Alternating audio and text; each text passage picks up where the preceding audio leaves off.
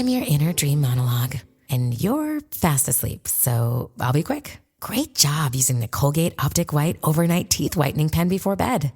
When used as directed, it gives you a visibly whiter smile in just 7 days. So while I fly and talk to animals, you're removing teeth stains with ease.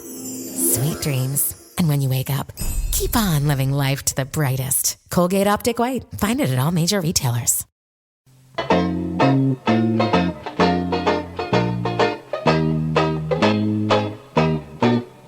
Check, check, check. Check one, check two. All right, perfect. Here we go. Well, Matt, we are sitting in a car together. This is the first episode we've ever recorded face-to-face. Yeah, I mean, technically we're both facing in the same direction because we're in the front seat of a car. So it's not quite face-to-face, but it's side-to-side. That's fair. In a unique way. I mean, it's the first time we've done an episode non-remotely. Yeah, in person. How about that? Yeah, we'll work with that. That's great. So what we're going to do is we're going to comb through a couple emails that you guys have sent us. Now, full transparency, at the time we're recording this, only Lasagna has been released. Up to Lasagna. Up to Lasagna has been released. So there's like 4 more episodes. We'll get to those when we do the mailbag episode for UHF. Sure. Which that's when it's going to be, is after we do the UHF soundtrack. Right. Will be the next one. We'll start with this. We've got an email here from Dan, and it says, Dear Matthew and Matt, thank you for your podcast and your insight. I've really enjoyed your perspectives. You've even made me rethink songs that I didn't appreciate on first listen. I've been listening to Weird Al since I bought my first ever album in 3D. Now my 5-year-old grandson, also named Matthew, giggles along with my kids and me. Despite being a lifetime weirdo, I somehow missed until last year Weird Al's version of Peter and the Wolves and the Carnival of Animals. It was a collaboration with Wendy Carlos, who is another one of my favorite musicians. The album was released in 1988 between Even Worse and UHF. It's a hoot, and if you include at least one episode on it, you'll be introducing a lot of your listeners to something that they would probably really appreciate. The physical copies are very rare and absurdly expensive, but the music is available here, and he gave us a link. We have already announced we're definitely going to do this. We are going to do it.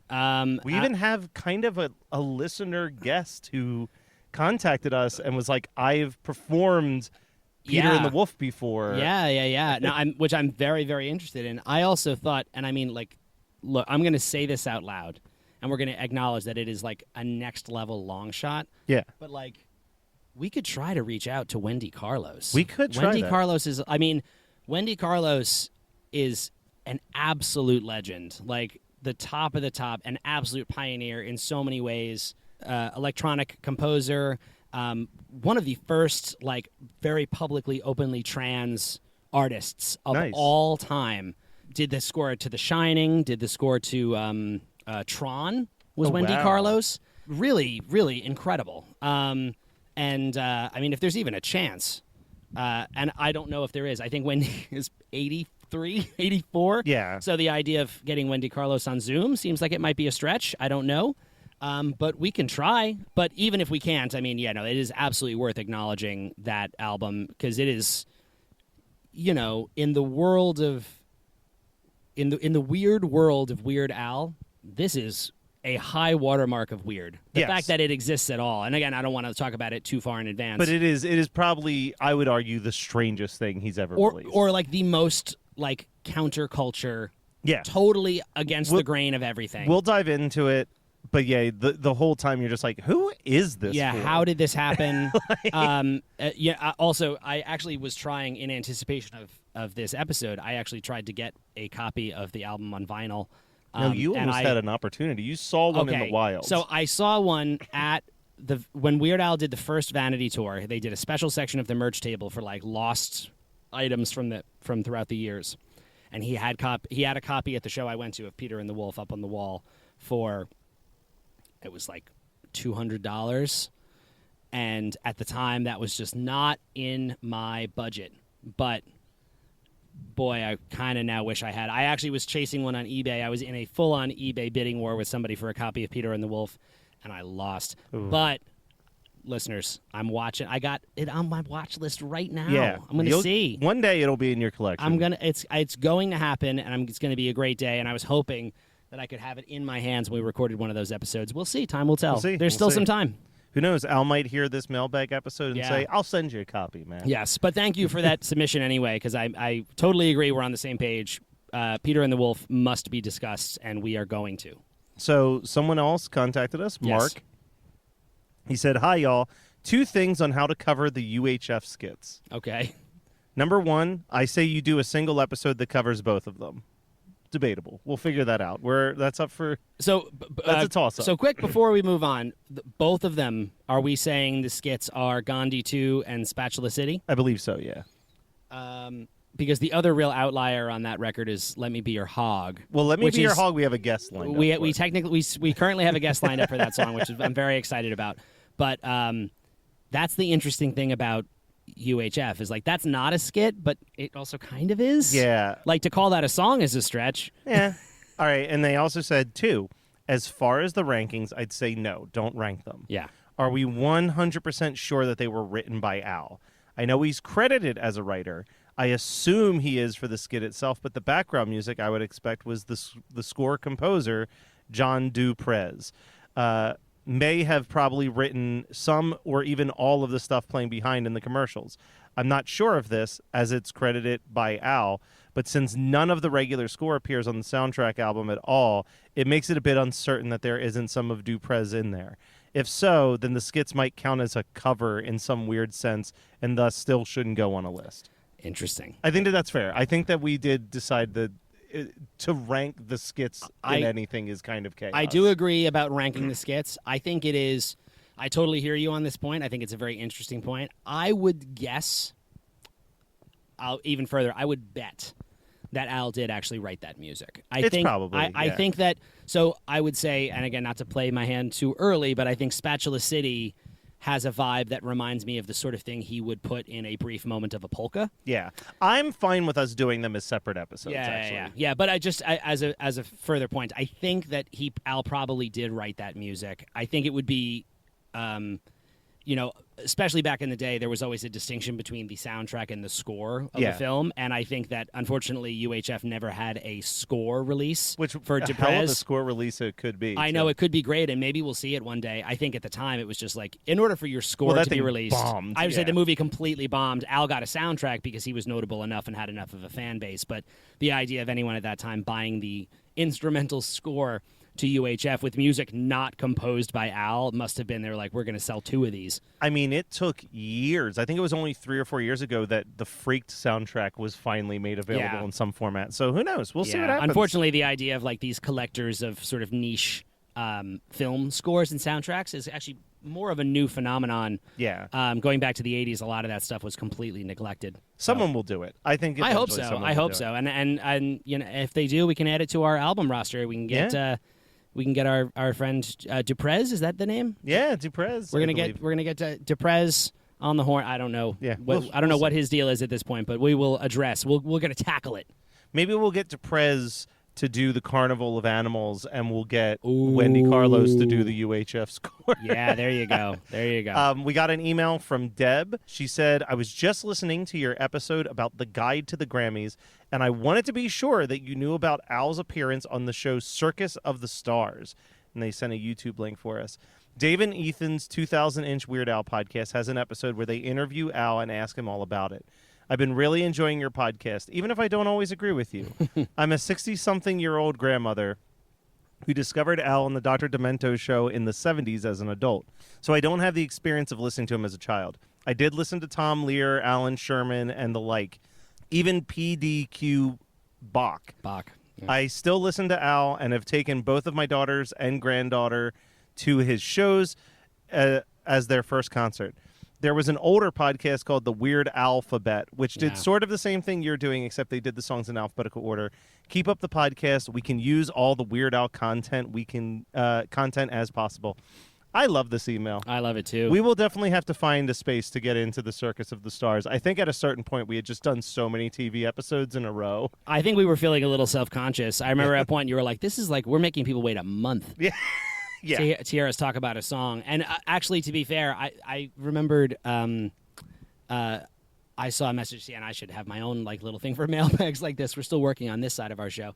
But I did get a message from a friend of mine, but who said that it was the Guide to the Grammys, I think, was like maybe the most fun episode we had done. They were like, I had never heard us laugh Yeah. as much as we did in that episode. Well, I think because it was all that stuff is new to us. It's very new. We listened and to the songs 1,000 times. So, like, when we watch that stuff, it's like, I have never seen the Guide to the Grammys before. Totally. No, never. And I think something that we have really started to tap into, which I love in this show, is an appreciation for how underrated Al is as just a comic. Yeah, as like and a an sketch actor. comic and an actor. The sketch comedy in Al TV, we got to, again, one of the coolest things we've done so far is, even though it wasn't about a sketch thing, getting to talk briefly to Paul Scheer about sketch comedy and what Al's influence in that world was, all of that has made me feel even more confident that, like, I think we should continue to follow that path and get into all of this stuff. So forgive us if we hit a couple of them maybe out of order. Yeah. But we'll tackle all of his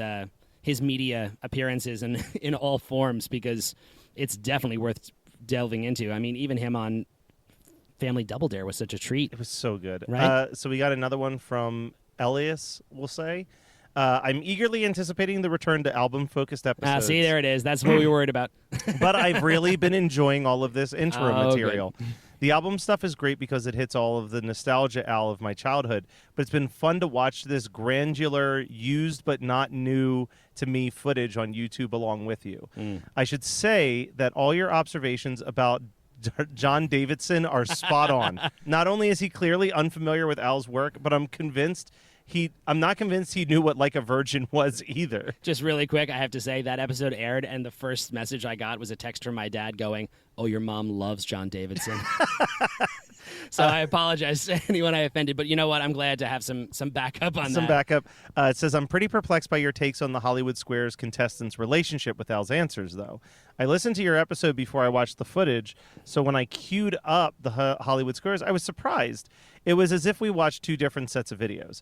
I rewatched the clips and re-listened to the pod just to make sure.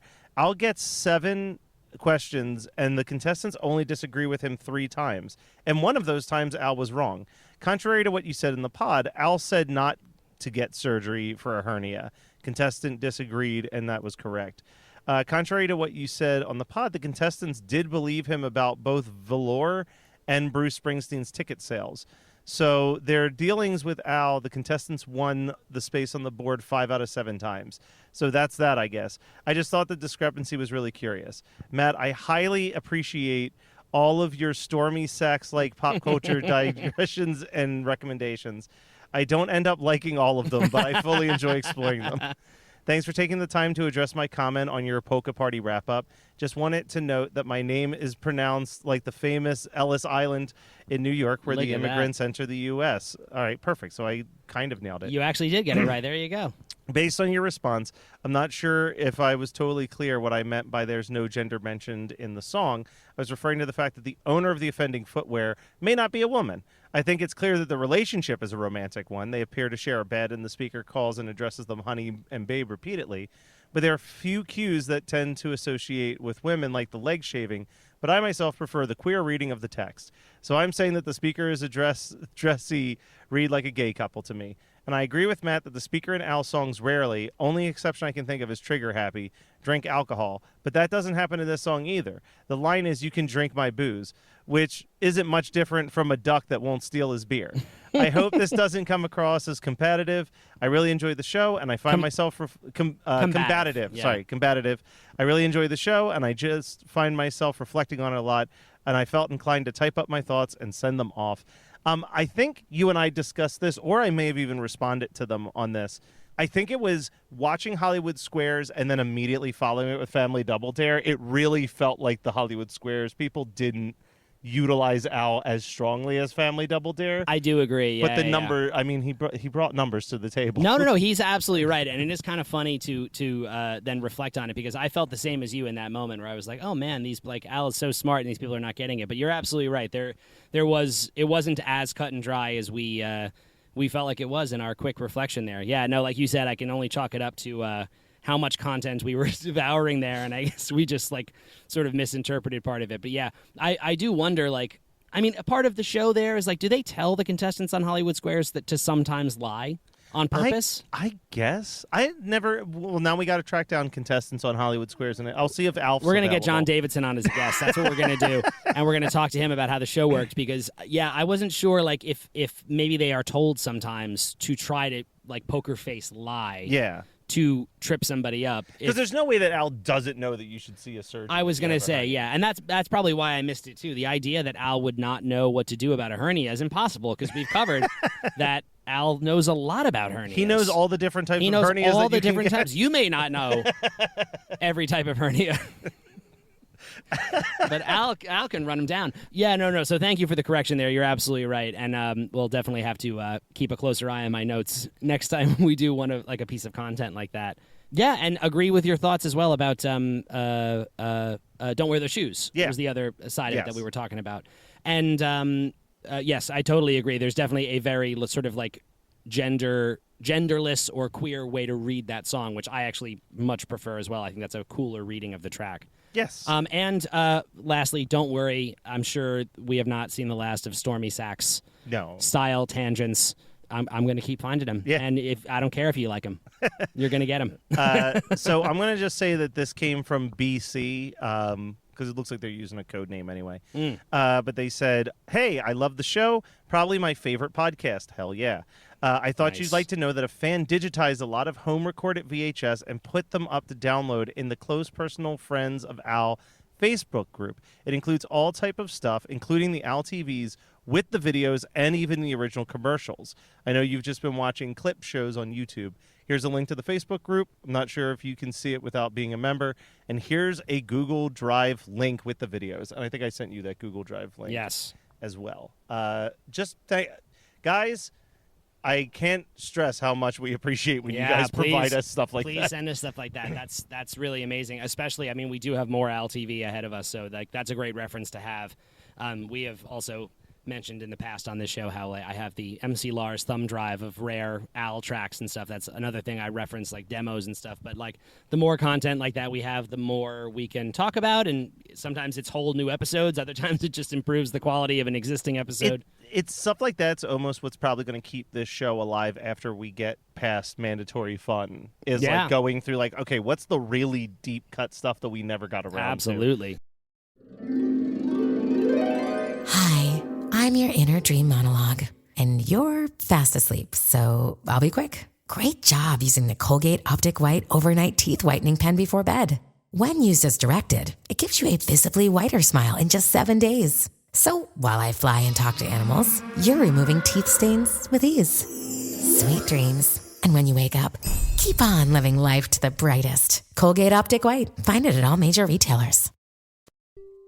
It is mind-blowing And heartbreaking. how many original scripts are written every year but are never made. So we seek out these scripts and bring them to life with full audio production and professional actors. Check us out at Undiscovered Scripts, Movies made of paper. wherever you get your podcasts. Free. All right, we got an email from Joanna. It says, I absolutely love your show. You get just as much from joy from Weird Al as I do, and it's a pleasure to experience it through your podcast. Here's another reason why I love Weird Al. Did you know that Al turned down $5 million, and we're talking 80s money, probably about $15 million today, to endorse a beer company because he didn't want to influence his younger fans? Al can't be bought. A man of rare integrity. By the way, I laugh every time I listen to I Want a New Duck. Al's got something for everybody. And I'm going to read another email because this person sent a follow-up. Joanna sent a follow-up email and said, oh, also, in 2012, Al sued Sony for $5 million, opening the door for other artists who were getting ripped off to get their money. I believe Eminem was one of the people Sony had to pay because of Al's lawsuit. I do remember that happening. It was like auditing Sony for just suspicious reporting, I guess. Yeah. And it was like, we're going to audit the company and see if you owe us some money. And it turned out they owed a lot of people a lot of money. So, yeah, once again, Al is he just keeps delivering on every level. Every level. And we've Every got level. And just, one more note. It's not that I love Al turning down the money for a product that he doesn't believe in. It reminds me of the band Chumbawamba turning Yes. down. well, no, Chumbawamba did one better. They took the money. They accepted money from GM and then immediately hired a company to sue GM for unfair treatment of their employees. Correct. Yeah, they basically took GM's money and then used it to like hurt them, actively used it to hurt them, which is even more like that's the most punk rock thing I've ever heard. Well, so there's something like oddly more nihilistic about that. Like Yeah. Al's like there's like an integrity to Al's doing it. Like I don't want to use my song to promote a product I don't like, and then Chumbawamba was like, oh, we don't care, use our material, but we're gonna swing it back around on you. Yeah. Anyway, Shockingly, a band of anarchists did something nihilistic. I know, right? Yeah, go figure. I always love stuff like that, and yeah, good on Al. You know, he stands up for what he believes in. Yeah. Always respect. We got one last email here. This one comes from Paul. It says, hey, guys, first of all, I just want to tell you how much I've been enjoying the podcast. It was definitely in my most listened to category on last year's Spotify Wrapped. I first experienced Al on MTV when I saw his video for Beat It, and I completely fell into his grasp when I saw Even Worse at a Kmart and asked my grandmother to buy it for me. I was 11 years old, and the impact it made on my life was immeasurable. Over the course of the following year, I managed to acquire all of Al's prior releases, as well as the Peter and the Wolf collaboration with Wendy Carlos. Brag. I was already a goofy ADHD diagnosed kid with a goofy ADHD undiagnosed dad, whose greatest words of wisdom to me as a child were, if you want to be cool, be yourself. This is not always easy to accomplish during adolescence, but as I tell my children, it is a practice that pays great dividends when you become an adult.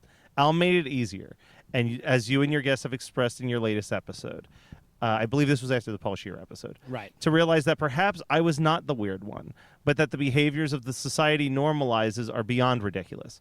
In any case, I was moved to write to you not only to express my appreciation for you both, but also because I had a question to consider about the relationship between Polka Party and Even Worse. I'm so glad this is our last email because I'm remembering this email and it's brilliant. Yes. It was interesting that you mentioned that the parodies on Even Worse are almost all covers. I wonder how intentional it was for Al to choose songs that had already proven lasting power, given that the parody choices on Polka Party are based on songs that did not perform as well as anticipated. I'm curious what you think about this. I look forward to hearing more from the podcast. I've been recommending it to all of my friends. All the best, Paul. That is the most insightful email I think we've ever gotten. I can't believe we didn't think about that. Yeah, that's a very, very good take, Paul. I like that a lot. I think that, you know, it can probably, you know, multiple things can probably be true here at once. And I think that there is definitely, I mean, as we've acknowledged, the nature of the parody choices on Even Worse cannot be a coincidence. It's definitely a pointed statement he is trying to make, and I would be curious to know, I mean, like, maybe it can be both, right? Like, he could have taken that path when he realized, like, oh, my God, I cannot have another Toothless People. Yeah. That can't happen again. I need to parody something that's going to be big. And so as a result, yes, him choosing to do these songs that were way more likely to do well because they're great songs that have already been time-tested was a very smart strategy for making sure he was picking great material. And then also, yeah, taking the opportunity to note the fact that, like, it still is true that those songs were wildly popular in this time in the 80s, whereas, like, how are all of these covers the most popular things on the radio? It's amazing. I mean, you know, another thing here, I'm, you know, fingers crossed, toes crossed, arms crossed, everything crossed, that one day we get to have a conversation with Al himself about all of this stuff. And I'm starting to feel like we should, it's worth way in advance assembling a list of these types of questions. Yeah. Because I think that exactly what you just asked, Paul, is an incredible question to ask Al. That, as far as I can tell, has never been asked. Is like, is it a coincidence that following Polka Party, you opted to do an album of more time-tested parodies? Yeah. I would love to know if that was a conscious choice or not. Well, great question. That is a phenomenal question, phenomenal insight. I forgot that I had written this down as something we were going to do in this mailbag episode, but I feel confident that we can wing this right here. Sure. The only big television appearances that Al did prior to the UHS stuff that we're going to talk about is he had two very quick movie cameos. Naked Gun Naked Gun. and Tapeheads. Are you familiar with the movie Tapeheads? Only by name. So here's the thing. His cameo in Tapeheads, as far as I can recall from the research I did, is that he just shows up in a non-speaking role similar to Naked Gun. Where he waves getting off a plane. Yeah, so, I just wanted to acknowledge that these movie cameos do in fact exist in this time frame. Yeah. We can't dedicate a full episode to Al waving while getting off of a plane in Naked Gun. Probably not. Probably not. I mean, that would be difficult for us to break down in any sort of a meaningful way. Yeah. I would say that it's, if anything, just a marker of how big he was as a pop culture Yes. figure at that time. That Two Al, different movies. Yeah. One at least about music. Because Tapeheads, it's about John Cusack and I'm blanking on his name, Tim Robbins. Yes. Becoming music video directors. Right. And I feel like Al is just in like a lineup of like artists they've been working with or something. Yeah. But Naked Gun has nothing to do with music, but the joke being that like this crowd has joined outside the plane. Frank Drebin thinks that they're all there for him, but they're there because Weird Al flew in. Because Weird Al just landed, and it's like a Beatles type mania crowd of people waiting to see Weird Al as he gets off his plane. There's a podium there for him to give a speech. That's right. Oh God, and we don't see that speech, do we? I wonder if that was ever even considered. Yeah. That Al was gonna some extended version of that scene. Probably not, but boy, yeah. No, I mean it's just a testament to how absolutely enormous he was. That again, his popularity actually was kind of the punchline of the jokes of these things. Like, isn't it hilarious that this guy is so huge? And as we've talked about before, Al being so self-aware and so willing to make fun of others and himself just as much. That's a part of what makes him so beloved and so impossible. Like, it's so difficult to not laugh along with him. He laughs at himself. He does all of this stuff that way, which is just it's great. Yeah. It makes you love him. Well, Matt, the next. I can't believe I didn't think about this the first time we released one of these, but I'm going to call these a mal bag, M-A-L. Oh, yeah. A mal bag. A mal bag. But before we sign off, the next mal bag won't be until October. And I know that you've got a lot of stuff that's going on. So I'm going to knock out mine real quick. Sure, but if you want to meet me and shake my hand, I will be in Phoenixville at Blobfest on July 15th, a celebration of the movie The Blob.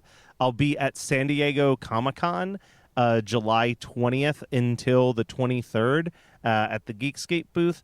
And this is very exciting. I recently booked a event September 9th and 10th in Oaks, Pennsylvania. I'll be vending at an event called RetroCon. Ooh. It's a celebration of all things 80s and 90s, and it will feature a live performance of Stan Bush. Wow. Yeah. How about that? Yeah, so if you're in the Oaks, Very PA cool. area, come to RetroCon. I'll be running the horror movie night table, but there will definitely be some weird algorithm business cards and Matt Kelly hugs. And conversation, right? And conversation. Yeah. And Stan Bush. And Stan Bush. How about amazing. you? Wheatus's schedule has really come out of the pandemic. We are out now. swinging. I mean, again, we're in the parking lot of a festival I'm playing today, but we've got tons and tons and tons of shows around America, and then we're going into the UK and Ireland throughout the fall, September, all the way into early November. A tremendous amount of stuff. I wouldn't even know where to begin running off the dates, but I would where's just the best say, place for them to see it? Wheatus.com/shows is going to give you the whole scoop as they happen. And you can also, as per usual, follow me on Instagram at Millie Milligan, MILLIGAN, and I usually post all of it there as well. But yeah, I've said it before. I'm going to say it again. Come see Wheatus and tell me that you listen to this podcast, and I'll make sure you get free stickers and all kinds of stuff from the merch table. And maybe I should get some of those business cards too. Yeah, I'll give you a out couple there in the of them. world. Yeah, we can definitely do that. And just come see Wheatus. They put on a good show. Yeah, I mean, well, that's we'll whatever you guys want to do. If you happen to be at a Wheatus show and you want to talk to me about Weird Al, that would make my day. Yes. But yeah, Wheatus shows are also fun, and please come see my band. All right, speaking of going to see your band, let's get out of this hot car and go into that hot weather I know, and right? see this Let's outdoor do show.